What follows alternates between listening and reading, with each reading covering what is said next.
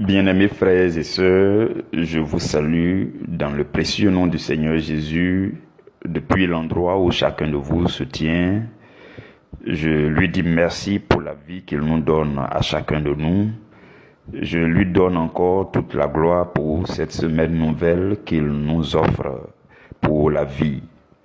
J'aimerais que, avant de commencer ce moment de partage, ce moment de méditation, nous puissions prier ensemble pour rendre grâce à Dieu, pour bénir son nom, pour lui dire merci pour ses bienfaits immenses dans la vie de chacun de nous. Dieu d'amour, Dieu de bonté, Dieu saint, Dieu majestueux, Dieu élevé, Dieu glorieux, Dieu puissant, Dieu sage, Dieu souverain, Dieu très élevé, nous te bénissons en ce jour. Merci éternel, merci. Merci pour tout ce que tu fais. Merci Seigneur pour ce jour que tu nous permets de voir. Que ton nom soit toujours loué pour tout ce que tu accomplis dans nos vies. Éternel Dieu, nous te sommes très reconnaissants pour ce week-end que nous avons passé dans ta présence. Merci de ce que tu nous offres aussi cette semaine à vivre dans ta présence. Merci pour notre victoire que tu avais déjà programmée et que tu avais déjà décrétée à travers cette semaine. Nous voulons maintenant rentrer dans cette victoire. Nous voulons rentrer dans cette victoire et nous avons aussi besoin que tu demeures avec nous. Seigneur, nous te supplions par le nom de Jésus de nous accorder encore plus intensément la présence de ton esprit pour cette semaine.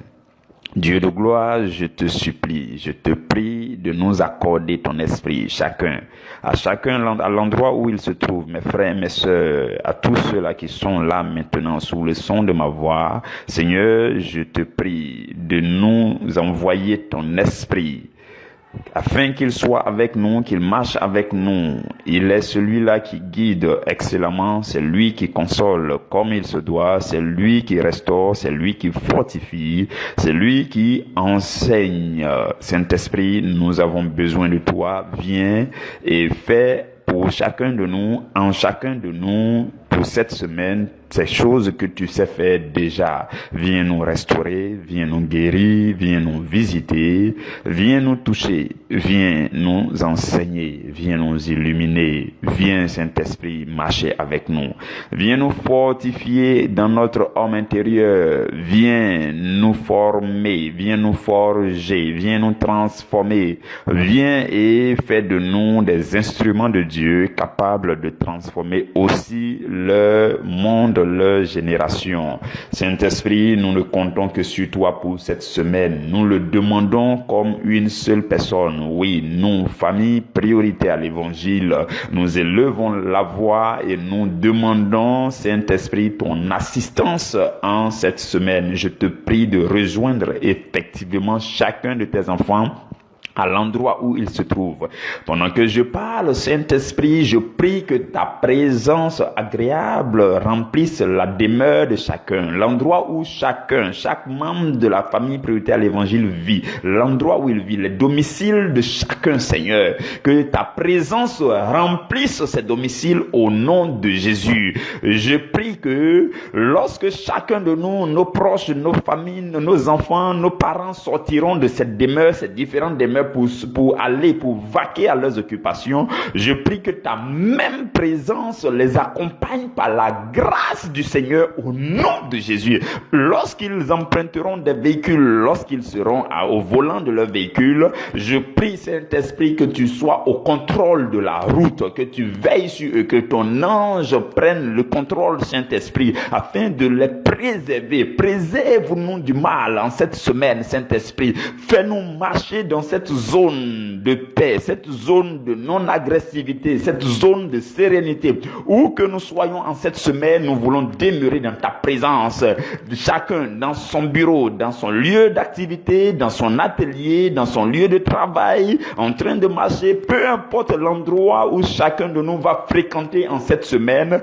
Saint-Esprit, je te supplie par le nom de Jésus de nous rejoindre. Rejoins chacun de tes enfants. Pourquoi? Parce que nous avons besoin de toi. Et nous n'avons besoin que de toi. Toi seul est notre exaucement. Lorsque nous prions, peu importe les prières que nous faisons, notre seul exaucement, c'est ta présence, parce que ta présence, c'est la présence des grâces et des bénédictions de Dieu. Ta présence, c'est la présence de Dieu qui vient avec ses grâces et ses bénédictions, qui nous préserve, qui nous protège, qui nous enrichit, qui nous fortifie et qui nous bénit davantage. Saint-Esprit demeure avec nous.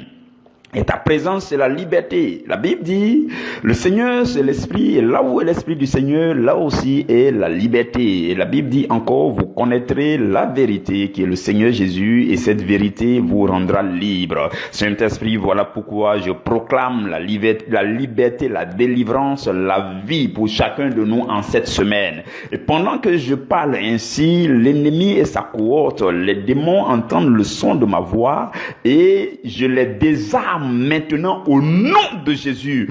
Tout ennemi, tout esprit malin, tout démon qui avait reçu la charge de faire du mal à qui que ce soit dans cette famille, pendant que ma voix sonne dans le lieu où se trouve mon frère, dans le spirituel, je démolis, je détruis toutes les armes de l'ennemi, parce que la Bible dit, toute arme forgée contre vous sera sans effet, et toute personne qui se lève contre vous en justice, vous la condamnez. Voilà pourquoi, pendant que je parle, je proclame la vie de Jésus, la victoire de Jésus, la domination de Jésus. Et je détruis maintenant par l'autorité du nom de Jésus toute forme de menace qui a été programmée par Satan en cette semaine.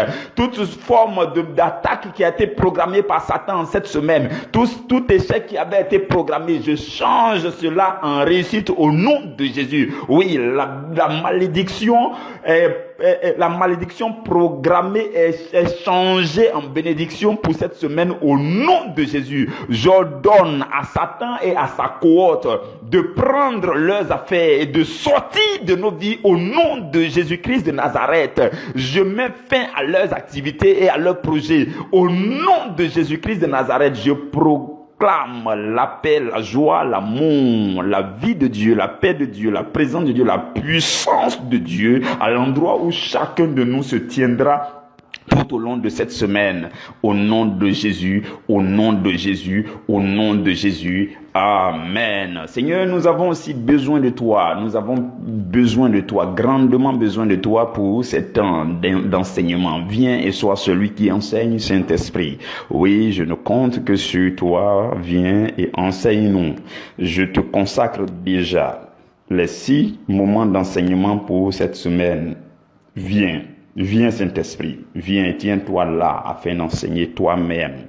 Je te prête mon être, je te prête ma langue, ma bouche, ma voix. Je te prie de parler au cœur de tes enfants à travers les nations. C'est toi qui es omniprésent et qui connais les besoins de tes enfants, parce que tu es omniscient. Tu connais toutes choses, leurs besoins, leurs attentes, leurs prières qui sont montées vers Dieu. Tu connais ces choses et c'est toi qui réponds par les instructions, par les orientations, par des paroles qui exhortent, par des paroles prophétiques. Saint-Esprit, viens et parle en cette semaine. Je te le demande au nom de Jésus.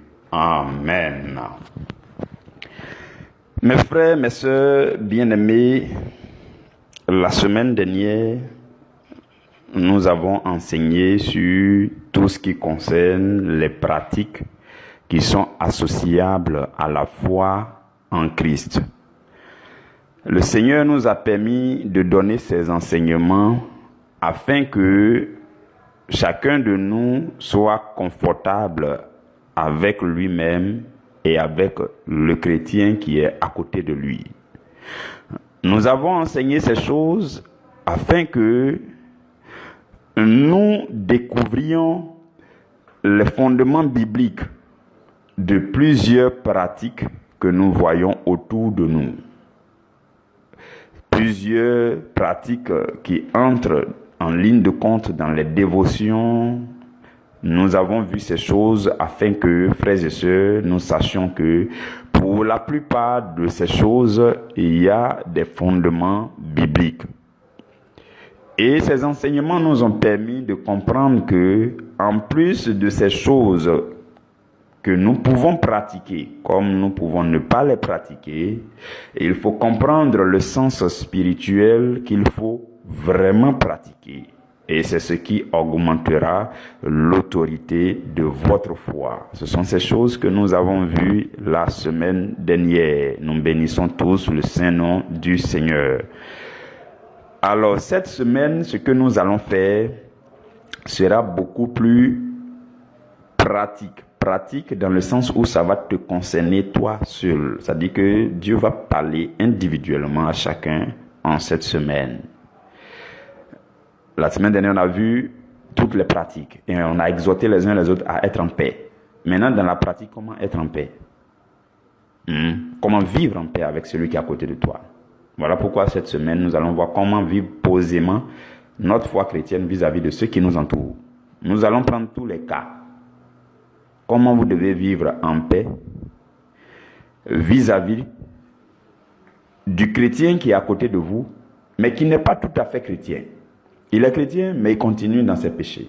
Il est chrétien, il ne lit pas la Bible. Il est chrétien de nom. Il est chrétien, mais les boîtes de nuit, les bars, il connaît tout ce qui est dans le quartier, dans la ville. Il est chrétien, mais il n'est pas affermi. C'est ce que nous allons appeler chrétien mal affermi. Comment vivre avec lui? Il peut être ton frère, il peut être ton papa, il peut être ton voisin, il peut être ton collègue, il peut être quelqu'un que tu affectionnes bien, mais il n'est pas pleinement dans le Seigneur, il n'est pas affermi. Comment vivre avec lui? Ça sera pratique. Comment vivre encore vis-à-vis des communautés? Il y a une église à côté de toi, ils font des choses bizarres. Comment est-ce que tu dois vivre en paix avec les membres de cette église, le pasteur de cette église? Comment vivre en paix avec eux? Nous allons voir ces choses, le Seigneur va nous instruire. Nous allons voir aussi même les non-croyants. Dans vos bureaux, dans vos lieux de travail, vous avez sans doute des personnes qui ne croient pas en Jésus. Cela ne veut pas dire qu'il faut être systématiquement en guerre avec eux. Comment vivre aussi avec ces personnes? Nous allons voir ces choses cette semaine. Donc, aujourd'hui, ce que je vais faire, c'est un enseignement qui va planter le décor. Et à partir de demain, on va étudier d'abord un sous-thème sur 2 jours, pour parler de toi-même d'abord. Donc, la remise en cause personnelle. Parce que pour que tu remettes quelqu'un en cause, pour que tu donnes des conseils à quelqu'un, pour que tu orientes quelqu'un d'autre, il faut que toi-même tu apprennes à te remettre en cause. Donc, on va parler de nous-mêmes à partir de demain, sur 2 jours. L'inestimable valeur, la grande valeur de la remise en cause personnelle. Lorsque vous êtes quelqu'un qui vous jugez vous-même, qui regarde à vous-même, qui vous corrigez vous-même, qui vous ajustez vous-même, parce que c'est par là qu'il faut passer. On va parler de ça pendant 2 jours avant d'aborder les autres sous-thèmes dont j'ai parlé tout à l'heure. Aujourd'hui, pour planter le décor, nous allons lire dans Éphésiens chapitre 4, les 3 premiers versets. Le sous-thème c'est « Comment marcher dignement dans notre vocation personnelle à la foi chrétienne ?» Donc pour aujourd'hui, le sous-thème c'est, aujourd'hui lundi 14 juin, le sous-thème c'est « Comment marcher dignement dans notre vocation personnelle à la foi chrétienne ?» Marcher, c'est une chose, et marcher dignement est une autre chose. Quand on dit marcher dignement, ça fait ressortir l'idée de conformité. Il faut marcher en conformité avec quelque chose. Il faut marcher en accord avec quelque chose. Et on dit marcher dignement dans notre vocation. Dans ta vocation, dans ma vocation. Vocation comment? Ce n'est pas vocation simplement, vocation personnelle. Je veux que vous compreniez le sous-thème là déjà. Donc, marcher dignement, marcher en accord, marcher en conformité vis-à-vis de votre vocation personnelle. Vocation, ça veut dire votre appel personnel. Votre appel à la foi chrétienne. Comment marcher dignement. Lisons dans Éphésiens 4, 1 à 3. Je vous exhorte donc, moi, le prisonnier dans le Seigneur, à marcher d'une manière digne de la vocation qui vous a été adressée. C'est l'apôtre Paul qui parle, ça c'est le verset 1. Au verset 2, il dit « En toute humilité et douceur, avec patience, vous supportant les uns les autres avec charité, vous efforçant de conserver l'unité de l'esprit par le lien de la paix. » Parole du Seigneur, nous rendons grâce à Dieu. Saint-Esprit, Sois encore là et continuellement là parce que nous avons besoin de toi chaque instant jusqu'à la fin. Et même après ce temps, nous avons besoin de toi pour la suite de notre vie et de notre mission. Viens, reste et demeure au nom de Jésus. Amen. Frères et sœurs, le texte que nous venons de lire est adressé aux chrétiens de Philippe et aussi aux chrétiens de chaque génération jusqu'à ce jour et jusqu'à toutes les générations à venir. L'apôtre Paul dit que lui, il nous exhorte, il nous interpelle à faire quoi? À marcher d'une manière digne de la vocation qui nous a été adressée. Je voudrais que tu réalises que cette parole est adressée à toi personnellement, que chacun n'aille pas dire à l'autre, pourquoi tu ne marches pas digne de la vocation qui t'a été adressée? Pourquoi? Non. Dieu veut nous parler à chacun aujourd'hui. Vous comprenez? Donc, la Bible dit que nous devons marcher d'une manière digne, d'une manière conforme, en accord avec la vocation qui nous a été adressée. La vocation, ça veut dire l'appel. Chaque chrétien a été appelé. Frères et sœurs, quand on dit appelé là, chacun de nous a été appelé. Il n'y a pas des appelés à part. C'est vrai qu'il y a plusieurs degrés d'appel, mais tous les chrétiens ont été appelés. Je veux que tu le saches. Appelés à faire quoi? Appelés à témoigner de Jésus, peu importe l'endroit. Quand on dit que quelqu'un est appelé, ça ne veut pas dire forcément qu'il doit venir s'arrêter devant la chaire avec un micro pour prêcher. Ça ne veut pas dire qu'il doit être forcément prédicateur, il doit être ministre de l'évangile forcément, non. Mais nous avons tous été appelés à briller de la lumière de Dieu dans l'endroit où Dieu nous a placés, dans notre endroit de vie. Je ne sais pas où tu travailles, mais peu importe l'endroit que tu fréquentes régulièrement pour ton activité quotidienne, Dieu veut que tu sois son témoin là-bas. Tu es appelé à être témoin. Voilà pourquoi Jésus a dit à ses disciples, il dit, restez à Jérusalem et vous recevrez la puissance du Saint-Esprit. Il dit, alors vous serez mes témoins. Donc, dès que nous recevons l'Esprit de Dieu, dès que nous devenons chrétiens, nous sommes des témoins. Peu importe ce que tu fais, je ne connais pas ton travail. Si tu es nounou dans une maison, tu as été placé là par Dieu pour briller de la lumière de Jésus, pour témoigner de Jésus. Voilà ton appel. En tout cas, dans le temps présent, voilà ton appel. Peut-être qu'après, Dieu va te faire passer à un autre niveau, je ne sais pas. Mais présentement, tu as été appelé. Appelé pour faire quoi? Pour briller de la lumière de Jésus dans l'endroit où Jésus t'a positionné présentement. Tu n'es pas nounou, mais tu travailles dans un bureau. Ou bien tu es dans un atelier, ou bien tu es dans un commerce, ou bien tu es à la maison en tant qu'une ménagère, ou bien tu es dans quelque endroit que ce soit, peu importe la profession que vous exercez, frères et sœurs, Dieu vous a appelé à témoigner de Jésus-Christ dans cet endroit.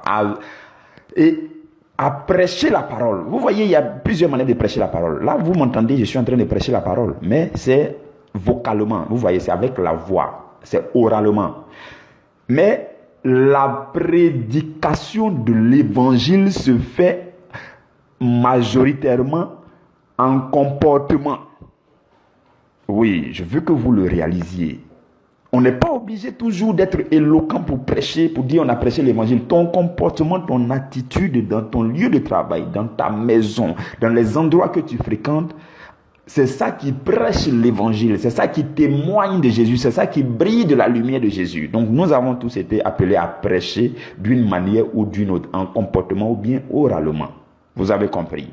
Donc je voudrais que tu te considères comme ce chrétien-là dès maintenant. Ça sera beaucoup plus intéressant par la suite quand tu réussiras à réaliser que Dieu t'a placé là où tu es pour que tu sois une bénédiction pour les autres. Pour que tu représentes Dieu auprès des autres. Pour que tu témoignes de Dieu auprès des autres. Pour que tu annonces la bonne nouvelle de l'évangile aux autres. Pour que tu sois une consolation. Pour que tu sois en paix avec ces personnes. Peu importe la catégorie de personnes qu'ils sont, tu te dois d'être en paix avec eux. Et tu vas me demander comment être en paix. La Bible regorge de tout ce dont tu as besoin pour être en paix avec tous ceux qui sont autour de toi.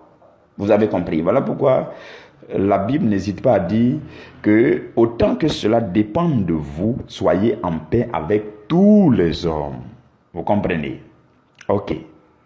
Donc, nous avons tous été appelés. Chacun de nous a été appelé. Appelé à faire quoi? À briller de la lumière de Jésus dans l'endroit dans lequel Jésus nous a placés présentement. À témoigner de Jésus. À annoncer la bonne nouvelle en comportement et en parole. Vous avez compris? Donc ça déjà, ça doit être clair. Du coup, la vocation est une affaire personnelle. C'est d'abord une affaire personnelle. Aujourd'hui, nous voyons la vie chrétienne à travers une assemblée, c'est vrai. Mais avant que la foi chrétienne soit une convocation collective, c'est d'abord une vocation personnelle. Je veux que tu le réalises. Dieu a adressé une vocation personnelle à chacun de nous. Et quand chacun est en train de marcher dans sa vocation, et que nous nous retrouvons dans les églises, dans les assemblées de prière pour prier, c'est alors qu'on parle de convocation. Donc la vie chrétienne n'est pas d'abord une convocation collective, mais c'est d'abord une vocation personnelle. Quand tu as compris que c'est ta vocation personnelle d'abord, individuelle, toi-même d'abord, et que tu travailles à cette vocation, et que tu réussis à bien travailler à cette vocation, et à bien vivre, à vivre dignement par rapport à cette vocation, alors quand tu vas te réunir avec d'autres chrétiens, ça sera une sainte assemblée, ça sera une convocation sainte. Vous comprenez? Donc la foi chrétienne, c'est d'abord une vocation personnelle avant d'être une convocation collective. Voilà pourquoi, quand vous avez compris cela, vous ne devez pas bafouer la vocation de l'autre. Vous ne devez pas porter atteinte à la vocation de l'autre. Vous ne devez pas entacher la vocation de l'autre. Parce que vous savez que Dieu a adressé une vocation à chacun. Et l'apôtre Paul dit, il nous exhorte à marcher d'une manière digne à la vocation qui nous a été adressée par Dieu. Maintenant, comment est-ce qu'on doit marcher d'une manière digne? C'est ce que je vais nous dire avant de terminer. Parce que quelqu'un va me demander, mais comment? Dans le sous-thème, il est écrit comment? Comment? Je vais nous donner d'abord 3 choses que vous connaissez, dont on parle régulièrement, qu'on entend régulièrement, mais il reste à rentrer dedans, à pratiquer cela. Le verset 2 dit, en toute humilité et douceur, avec patience. Je m'arrête là, ça fait 3 choses.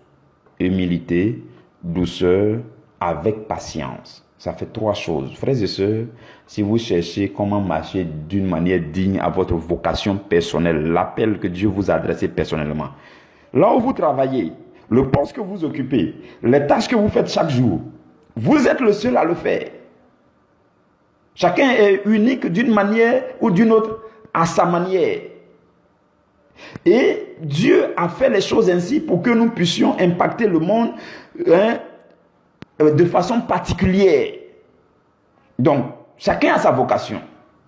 Et pour bien marcher dans cette vocation, le texte que nous avons lu nous suggère déjà 3 choses. L'humilité, la douceur. L'humilité, frères et sœurs, ne cherchez pas loin. Oui. Quand je veux parler de l'humilité, je parle de ça rapidement et brièvement. Je me souviens, il y a un mois de l'année 2019, on a parlé de l'humilité durant tout ce mois. C'était magnifique, c'était glorieux, c'était enrichissant, c'était beau. Oui, c'était vraiment riche. Et là-bas, nous avons compris que, de façon simple, l'humilité, c'est la soumission à Dieu. C'est tout. L'humilité, c'est notre soumission à Dieu. Ne cherchez pas loin. Quand on dit soumission à Dieu, est-ce qu'il y a un verset biblique qui te dérange présentement? Est-ce que quand tu regardes ta vie, ce n'est pas soumis à un quelconque verset biblique? Tu n'es pas encore pleinement soumis à Dieu. Tu n'es pas humble. C'est ça l'humilité. L'humilité, c'est la soumission à ce que Dieu dit. Et quand vous allez vous soumettre à ce que Dieu dit, par la suite, Dieu va vous indiquer que, voilà, celui-là, je suis en lui, donc il faut se soumettre à lui. L'humilité, ce n'est pas d'abord de se soumettre aux hommes. Mais l'humilité vous conduira à vous soumettre aux hommes quand vous allez découvrir que cet homme-là, Dieu habite en lui. Parce que vous vous soumettez à Dieu partout, Dieu et vous vous soumettez à lui. Partout où le Saint-Esprit est, vous vous soumettez à ce qu'il dit. Et donc, quand vous reconnaissez que le Saint-Esprit est dans cet endroit, vous vous soumettez. C'est ça l'humilité. C'est ça l'humilité. Dans vos relations avec les autres, vous allez les respecter. Pas parce que c'est eux, mais parce que le Saint-Esprit vous demande d'obéir à la parole de Dieu. C'est ça l'humilité. Donc, quoi qu'il en soit, vous vous soumettez à la parole. Quand vous respecterez votre DG, votre patron, votre chef de service, ce n'est pas à cause de son beau visage. Non, je suis désolé. Mais c'est parce que la parole de Dieu a dit de le faire que tu fais. Donc, à qui tu te soumets? Ce n'est pas à lui en tant que tel, mais c'est à Dieu. Vous comprenez? Voilà pourquoi l'apôtre Paul prend soin de dire dans le livre d'Éphésiens, il prend soin de dire, servez-les avec tremblement. Hein? Non pas comme servant les hommes, mais comme servant Dieu. Vous comprenez?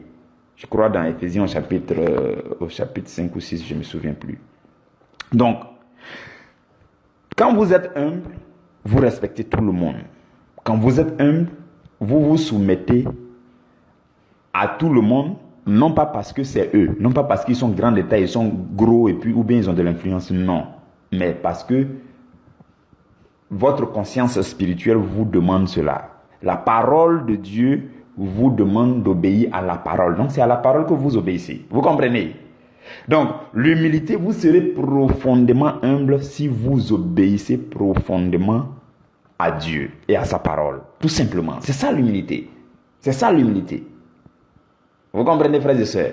Maintenant, dès lors que vous commencez à dire non, je ne fais pas ceci. C'est vrai que Dieu a dit, mais je ne fais pas. C'est vrai que la parole dit, mais je ne fais pas. C'est vrai que Berger a prêché la dernière fois, c'est vrai qu'il a prêché, c'était correct, mais je ne fais pas. Ça veut dire que vous n'êtes pas en train de vous soumettre à la parole de Dieu. Et là, vous êtes en train de basculer dans le camp qu'on appelle l'orgueil. Vous comprenez? L'orgueil, c'est une âme fatale de Satan. Je vous le dis, frères et sœurs, je crois, le mois où j'ai enseigné ça en 2019, il y avait un sous-thème particulier. L'orgueil, c'est l'âme fatale de Satan. C'est l'âme la plus puissante de Satan. De cette même façon, l'humilité, c'est l'âme défensive du chrétien. La meilleure âme défensive du chrétien, c'est l'humilité. Mais tant que vous n'avez pas découvert encore les profondeurs de l'humilité, vous pouvez être arraché. Vous pouvez vous retrouver dans les griffes de l'orgueil. Voilà pourquoi l'humilité la plus profonde, c'est de lire la parole, méditer la parole, écouter Dieu, entendre Dieu, obéir à Dieu. C'est tout. Obéissez à Dieu en toutes choses et vous serez profondément humble. Je le répète, obéissez à Dieu, à la parole de Dieu, en toutes choses et vous serez profondément humble. Je pense que j'avais donné mes petits témoignages quand même où dans mon lieu de travail à Abidjan, vraiment j'étais soumis à mon DG, je faisais tout ce qu'il veut, ainsi de suite, mais il y a des choses aussi que je ne faisais pas. Si l'ordre ne vient pas de Dieu. Et au bout du compte, il se rend compte qu'effectivement, je n'ai pas fait parce que c'est normal. Vous comprenez? Il y a des tâches, quand il me confie, je dis, tu as besoin de ça dans combien de temps? Il me dit, dans une semaine. Et en 2 jours, je lui donne très proprement. Il y a des tâches, quand il me donne, tu as besoin de ça, j'ai besoin de ça demain. Il dit, non, je peux te donner ça dans 5 jours. Vous comprenez? Pourquoi? Parce qu'il faut obéir à Dieu. Il faut, dans ton travail, tu dois être performant et excellent. Comme Daniel à Babylone. Tu dois être excellent dans ton travail. Excellent, pourquoi? Ce n'est pas pour attirer les yeux des hommes, mais parce que l'excellence vient de Dieu. L'excellence vient de Dieu, la performance vient de Dieu, l'esprit supérieur, la sagesse vient de Dieu. Et quand vous vous soumettez à Dieu, vous êtes humble. Les gens vont trouver que, il y a certains qui vont penser que jusqu'à présent, ou alors pour le moment, c'est parce qu'ils vous influencent, ou bien c'est parce que vous avez peur de non, ce n'est pas ça, c'est parce que j'obéis à mon Dieu. C'est ça l'humilité, vous comprenez? C'est profond, hein, le mot humilité là. Mais ce que je voudrais qu'on retienne, c'est que l'humilité, les profondeurs de l'humilité se retrouvent dans l'obéissance à Dieu et à sa parole. De façon scrupuleuse, si vous obéissez à Dieu, vous cherchez à découvrir ce que Dieu dit à votre sujet, vous obéissez à cela, vous marchez dedans. La soumission à Dieu et à sa parole, c'est ça, l'humilité profonde. Vous comprenez? C'est la première chose. Si vous voulez marcher digne de votre vocation, la vocation que Dieu vous a adressée, la première chose, c'est l'humilité. Ensuite, la douceur. La douceur, c'est un fruit de l'esprit. Nous connaissons dans Galates chapitre 5, je ne vais pas m'attarder dessus. La patience également. La douceur, ça veut dire que tout ce que tu fais, tu prends un élan doux, un élan calme, beaucoup de calme. Il y a le mot calme dans douceur là aussi. Donc calme, calme, sans précipitation. Ce n'est pas les émotions qui te conduisent, non. Ce n'est pas ta force physique qui te conduit, non. Mais c'est ta force spirituelle qui te conduit. Voilà pourquoi tu prends tes élans avec douceur et calme. On te donne la parole, tu abordes la parole calmement. Tu commences tes propos calmement, avec douceur, tes élans calmement, tes regards calmement, avec douceur, beaucoup de douceur, douceur dans les élans. C'est ça, frères et sœurs. C'est vraiment quelque chose de spirituel aussi. La patience aussi. La patience, ça veut dire que je ne suis pas en train de croiser les bras pour attendre. Vous voyez, souvent les gens confondent la patience avec une attente paresseuse. Ce n'est pas cela. La patience, ça veut dire que je suis en train de persévérer pour faire ce que je dois faire en attendant que le résultat soit visible et palpable. C'est ça la véritable patience. La véritable patience, c'est un travail continuel. Vous avez compris? Ok. Bon, voici les trois choses. Maintenant, le texte que nous avons lu nous aide encore à mieux marcher dans ces trois choses pour mieux marcher par rapport à notre vocation. Pourquoi? Parce que la suite dit en vous supportant. Donc, quelqu'un pouvait dire en faisant quoi encore? Ça dit que on dit tu dois marcher. Le sous-thème dit comment marcher dignement dans votre vocation personnelle à la foi chrétienne. Et on dit pour y arriver trois choses: l'humilité, la douceur, la patience. Et quelqu'un pourra dire encore mais comment y arriver? Vous voyez, la Bible nous aide beaucoup. La suite dit, en vous supportant les uns les autres avec charité, avec amour, plein amour, amour dans tout son sens, amour qui contient le mot partage, assistance, consolation, compassion. C'est tout ça là renfermé dans l'amour qu'on appelle maintenant charité. Donc, c'est en nous supportant les uns les autres. Déjà, vous comprenez, ce qu'on va dire cette semaine, c'est comment tu vas supporter les autres. Peu importe ce qu'il est. S'il est chrétien mal affermi, s'il est pasteur mal affermi, s'il est doctrine mal affermi, s'il est païen non affermi, comment le supporter? Donc, en vous supportant les uns les autres, et qu'est-ce qui permet de se supporter? L'amour. Si tu n'aimes pas quelqu'un, tu ne peux pas le supporter. Ce n'est pas possible. Si vous n'avez pas l'amour pour quelqu'un, vous ne pouvez pas le supporter. Voici une racine qui va nous aider à marcher dans la patience, dans la douceur, dans l'humilité et à marcher dignement à notre vocation. C'est l'amour, la charité. Vous comprenez? Donc, sans amour, vous ne pouvez pas supporter quelqu'un. Ce n'est pas possible. L'être humain, humainement, n'a pas reçu la force nécessaire pour aimer son ennemi. Vous comprenez? Humainement, si vous n'êtes pas chrétien, un être humain simple n'a pas reçu la capacité qu'il faut pour aimer. Il peut aimer ce qu'il aime, mais pour aimer son ennemi, il n'a pas reçu cette capacité. Voilà pourquoi quand vous lisez l'Ancien Testament, la Bible parle de œil pour œil, dent pour dent. Et la Bible, quand la Bible doit donner les recommandations au peuple d'Israël, c'est pour dire il faut aimer les gens de ton peuple. Les gens de ton peuple, les gens de ton peuple. Il y a des versets comme ça dans le livre de Lévitique, Nombre, qui disent, et Dieu dit aux gens, ils doivent aimer les gens de son peuple. Mais pour les autres peuples là, c'était leur ennemi. Voilà pourquoi quand on lisait les psaumes, le roi David passe son temps à dire, il faut écraser mes ennemis. Seigneur, Maintenant Jésus va faire son apparition, Jésus dit, aimez vos ennemis. Ça devient étrange. Voilà pourquoi il dit, tant que quelqu'un n'est pas chrétien, il ne peut pas recevoir la force qu'il lui faut pour aimer son ennemi, pour supporter son ennemi. Et l'amour qui a été prêché par Jésus dans le Nouveau Testament maintenant, c'est cet amour qui peut vous remplir pour que vous soyez capable d'aimer tout le monde, au-delà de ceux qui sont proches de vous, ceux qui vous aiment déjà, d'aller au-delà de pour aimer même vos ennemis. Et alors, ça devient la plénitude de l'amour. Vous comprenez? Mais c'est l'amour qui nous aide à supporter, que ce soit ceux qui sont autour de nous, que ce soit ceux qui sont loin de nous, ceux qui se comportent en ennemis. C'est l'amour seul qui va nous aider à les supporter. Vous avez compris, frères et sœurs? Le verset 3 nous aide encore pour dire, en vous efforçant de conserver l'unité de l'esprit. L'unité de l'esprit par le lien de la paix. Le lien de la paix. Donc, la chose qui nous permet de demeurer dans l'unité de l'esprit, c'est le lien de la paix. C'est la paix. Si vous n'êtes pas en paix avec quelqu'un, vous ne pouvez pas vivre l'unité de l'esprit, l'unité de la foi avec cette personne. Vous comprenez? Donc la paix est une chose très importante. L'amour ou encore la charité est une chose très importante.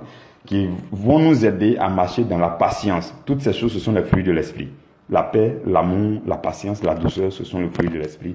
Donc, frères et sœurs, voici en quelques mots ce que le Seigneur veut nous dire pour planter le décor pour cette semaine, afin que nous puissions marcher dignement dans notre vocation à la foi chrétienne. Donc, à partir de demain, nous allons commencer à parler de comment est-ce qu'il faut vous remettre vous-même en cause, comment vous jugez vous-même, comment, vous voyez, non. Souvent on entend les prédications.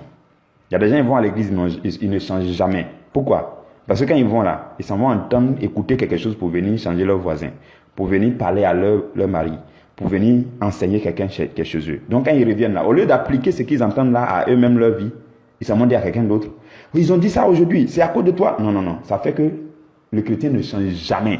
J'ai une remarque que je suis en train de vous faire. Vous allez remarquer autour de vous. Si vous êtes chrétien, vous n'avez jamais changé. Ça veut dire que vous partez prendre un enseignement là pour quelqu'un d'autre. Vous n'appliquez pas pour vous-même. Vous n'appliquez pas à votre propre vie. On va bien parler de ces choses demain. Je pense que ça va bien te concerner. Il ne faut pas quitter. Il faut rester connecté. Il faut rester connecté pour entendre ces choses qui seront enrichissantes pour ton âme, qui vont te transformer, qui vont t'aider, qui vont t'affermir, qui vont faire que tu vas te ressaisir. Et puis tu as arrêté de jouer les dangereux là. Et puis maintenant, quand tu as te calmer, c'est là maintenant que tu seras en paix avec tout le monde. Vous comprenez? Que Dieu vous bénisse, que Dieu vous garde. Nous allons nous retrouver demain à la première heure. Saint-Esprit, merci déjà pour ta présence dès ce premier moment d'enseignement. Merci pour tout ce que tu fais. Merci pour la force que tu nous donnes. Merci pour la paix que tu nous communiques. Merci pour cette humilité que tu nous as enseignée, que tu mettras en nous par la soumission à la parole de Dieu. Merci pour la douceur, merci pour la patience, merci pour l'amour, la charité, merci pour la paix. Merci Saint-Esprit.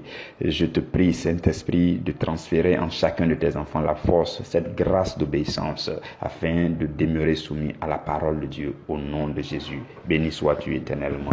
Gloire à toi, Saint-Esprit. Amen, amen, amen.